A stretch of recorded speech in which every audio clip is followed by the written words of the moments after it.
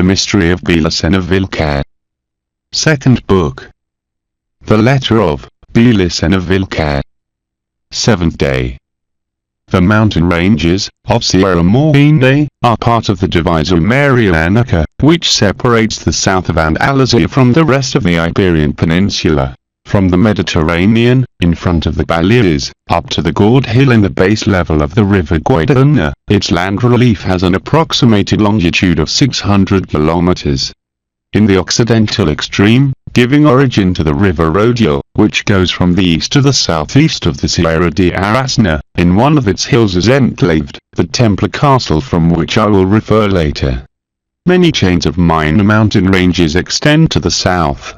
One of them is the one of the river Tinta, from where comes the river of the same name. Other is the Quitacha, settlement of the main mines of the House of Tharsis. The rivers Tinta and Odio descend towards the Golfo de Cadiz, and converge a few kilometers before the coast, forming a wide estuary. In the fringe of the terrain that is between both rivers, over the base level of the Odio, is established there since ancient times the fluvial and maritime city of Onaba, today called Huelva. And some 25 kilometers from Onaba, Odio above, was located the ancient citadel of Tharsis, in the environs of the actual village of Valdevat del Camino. The river Tinta, red wine-colored, or Pinta, receives that name due to its waters descends crimsoned, stained by the iron mineral that collects in Sierra Arasna. The Odio, otherwise, was always a sacred river for the Iberians, and due to this they identified it with the most important rune, the rune that represents the name of Natan, the great chief of the White Atlanteans. It seems that Natan meant Lord Navatan, in the language of the White Atlanteans. The different Indo-German populations which participated in the Pact of Blood, but when they fell to the strategy of the Cultural Pact, they concluded that it was referring to a god, and they worshipped him under different names, all derived from Nevtan. In this way he was called Ebya from Obotan, Wetan from Navatan, Nadawetan, Odan, or Odian, from Nev, Odan, Nevodian, Odil or Odal from Nevodio, Nevodal, etc. 5 kilometers to the north of the citadel of Tharsis, in the mountain ranges system of the Sierra Quitacha, is located the hill Cha, name that means fire and verb in diverse Iberian dialects. On its peak existed an ash forest which was venerated by the Iberians in memory of Nevtan. There the White Atlanteans had erected an enormous menhir, signalized with his rune. They had planted it in the middle of the forest, in a site where, strangely, existed a little group of apple trees. In the days of the Lords of Tharsis, only survived one of those trees, and no one knew to explain if the others disappeared by natural causes or by intentional deforestation. The one that remained planted was like 20 steps from the menhir, and was seen with no doubts that it was a tree many times centennial. All the pre-Greek Mediterranean antiquity knew the existence of the apple trees of Tharsis, where the devotees of the goddess of fire usually realized annual pilgrimages. In a beginning, indeed, the ashes and apple trees were associated to Neptune and Freya, respectively. Later, after the alliance of blood with the populaces of the Cultural Pact, the priests consecrated the apple tree of Tharsis to the goddess BELICENA, and established the custom to celebrate the cult around of its old trunk. For it they constructed a stone altar composed by 2 columns and a transversal paving stone, whereon the perennial lamp was placed. That immortal fire represented the goddess and the apple tree, the path to follow. While the priests were teaching, the Creator God rode the cult in the seed of the apple tree. The tree was just a part of the required message to the destiny of man. The flower, for example, was equivalent to the heart of man, the seat of the soul, and its form, and its color, expressed the promise of the goddess. But other part of the message was written in a rose bush, and the promise of the goddess also gleamed on its flower, on its form and color. The apple tree and the rose bush were not only plants of the same family, but they really consisted in just one plant. Was the promise of the goddess what divided the seed of the apple tree to produce many different flowers, flowers that would reveal the path of the perfection to those men who consecrate to her and embrace her cult? Of course, The myth that described the cult would be only revealed by the priests to those who they considered to be prepared for the initiation in the priesthood, that's to say, to those who would be also priests. The meaning, the secret, of the promise would be this. The apple tree and the rose bush corresponded to two states or phases in the life of a man, as the childhood and the adulthood. For example, when he was a child, man had his heart similar to a flower of the apple tree, which was externally white and rosy, and widely unfolded. When he would be as an adult, that is, initiated as a priest of the cult, or when he could be capable to officiate as a priest, he would have the heart as the flower of the rose bush, which color was as the fire of the goddess, and was never completely unfolded, except to die.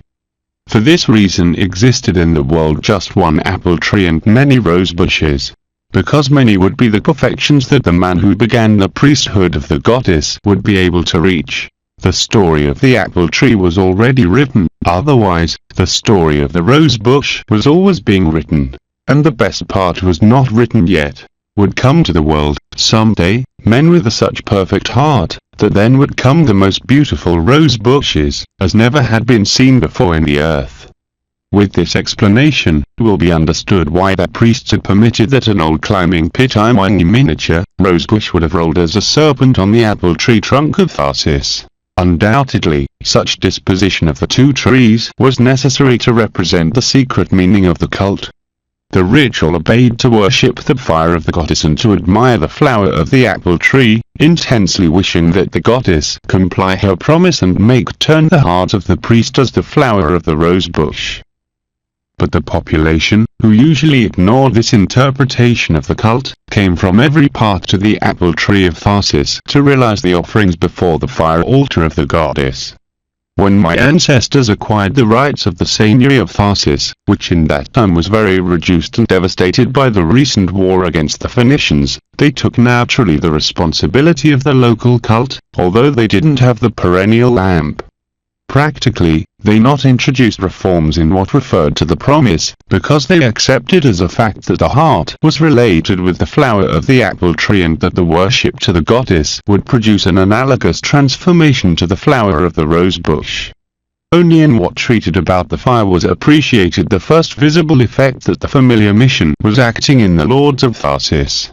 They added to the title of the goddess the word cold, that's to say, that BELICENA was now the goddess of the cold fire. They explained that change as a local revelation of the goddess. She had spoken to the lords of Tharsis.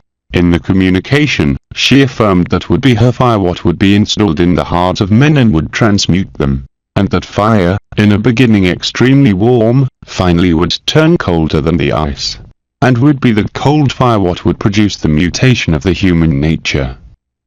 It must be seen in this change something more than a simple aggregation of words. Was the first time that in a cult appeared the possibility to face and overcome the fear, in other words, to the feeling that in all cults claim the submission of the believer. The fear to the gods is an indispensable and necessary feeling to maintain a life, to ensure the terrestrial authority of the priests. If men are not afraid of them, finally he will rebel against the gods. But before he would rebel against the priests of the gods. However, this change would not be seen if before it is not clarified something that today is not so obvious. The fact that in all the Indo-Germanic languages, cold and fear have the same root, what can still be intuited. For example, in the word here the author gives an example in an Spanish word which can't be appreciated in the English translation, escalofría, that means chill of terror, with the Spanish word, fría, cold. Well, in the time, the word fría, cold, was synonymous of fear, and, in consequence, what the new cult meant was that a terror without name would be installed in the heart of the believer as grace of the goddess, and that terror would produce the perfection. In this way BELICENA, the goddess of the cold fire, had converted also in the goddess of terror, a title that, even if the lord of Tharsis couldn't knew it, belonged in very ancient times to the same goddess, because the wife of Natan was also known as Freya, who infuses terror to the soul and succor to the spirit. After the arrival to the Iberian Peninsula, the Gellams tried many times to occupy the sacred forest and control the cult of the goddess of the cold fire, but they were always refused by the jealous and obstinate mystical madness of the lords of Tharsis. Even they reached to offer a genuine perennial lamp of the swarthy Atlantans, knowing that they didn't have one and that they were obeyed to permanently watch the flame of their primitive lamp of oil and asbestos. It is not necessary to clarify that they offered it in turn of the unification of the cult and the institution of the ritual sacrifice, and that such proposal resulted unacceptable for the lords of Tharsis. The reason is obvious at this part of the narration, as it is also evident that such resistance, unusual for who had imposed over all the native populaces, added to their impossibility in the appropriation of the wise sword, what was permanently exasperating them against the lord of Tharsis.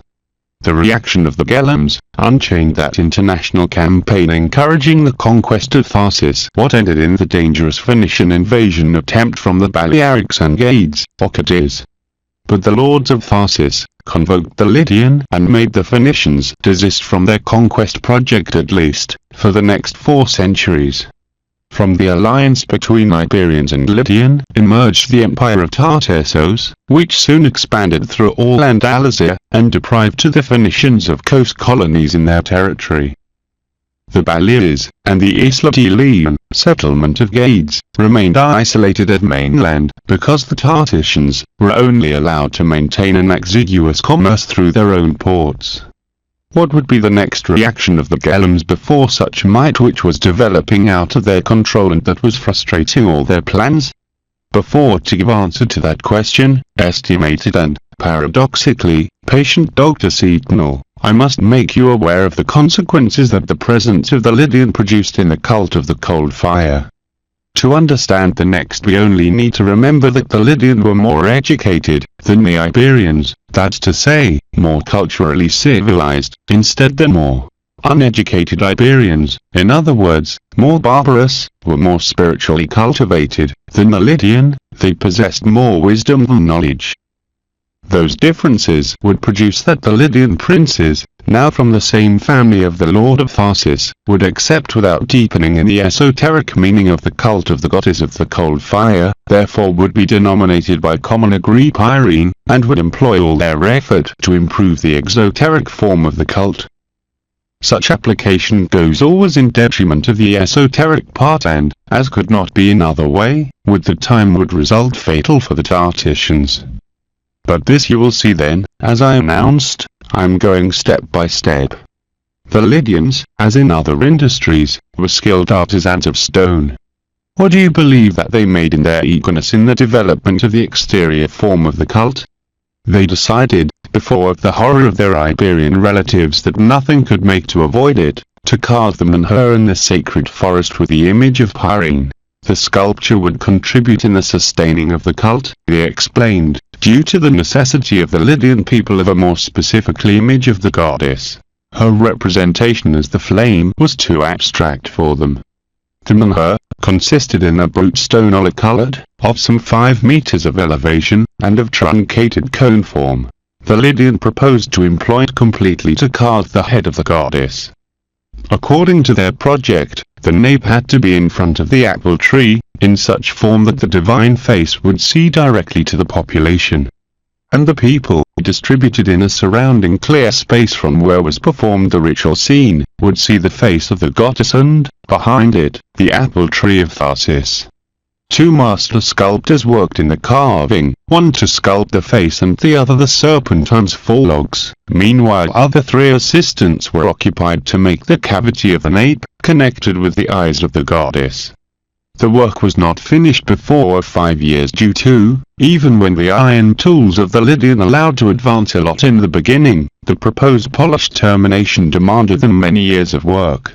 Really, the Tartessians would continue polishing for decades the head of Pyrene, until to endow it an impressive realism. The necessity that the Lydian felt in the contemplation of a figurative manifestation of the goddess was common. In the period, the populations of the cultural pact were experimenting then a widespread fall in the exoterism of the cult, what took them to worship the most formal and apparent aspects of the deity. The populations presaged that the gods were retiring from inside, but they only could detain from outside. For that reason they were desperately clung to the bodies and the divine faces, and to any natural form which represented them.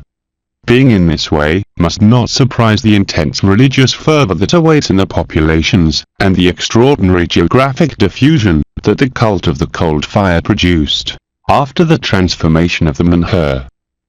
A part of the Tartessians, prideful depositaries of the promise of the goddess, people from 1,000 different populations pilgrimaged towards the sacred forest of Tartessos, to be present in the ritual of the cold fire. Among others, were the Iberians and Ligurians, coming from all the corners of the peninsula, and the brilliant Pelasgians from Tyrrhenia, and the portly Bebers from Libya, and the silent Spartans from Lacedaemonia, and the tattooed Picts from Albion, etc. And all those who reached to Pyrene came disposed to die. To die, yes, due to that was the condition of the promise, the requirement of her grace.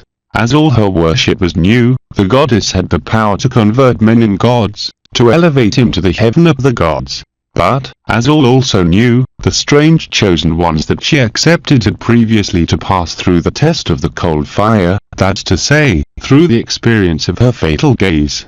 And such experience ended generally in the physical death of the chosen one.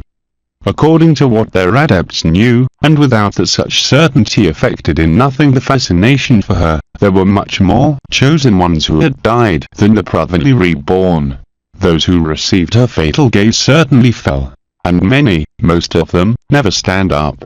But some of them did it, and that remote possibility was enough for the worshippers of the goddess to risk everything. Those who would awake from the death would be those who really had given their hearts to the cold fire of the goddess, and those who she would reward taking them as husbands. For her grace, when reborn, the chosen one would not be a man of flesh and bones, but a man of immortal stone, a son of the death. This title's in a beginning constituted an enigma for the lords of Tharsis, who introduced the reform of the cold fire in the ancient cult of BELICENA, because they affirmed to have received directly from the goddess in a mystical inspiration, although they supposed that was referring to a superior condition of men, near to the gods or the great ancestors. But then, when amongst the same lords of Tharsis, existed men of stone, the answer became suddenly clear. But occurred that such answer was not suitable for the asleep men, neither to the chosen ones who with most fervor worshipped the goddess. The men of stone would silent to this secret, of which would only talk amongst them, and would form a college of Tartessians Hierophants, to preserve it. Therefore, would be the Tartessians Hierophants, that's to say, my ancestors, transmuted by the cold fire, who would control the march of the cult,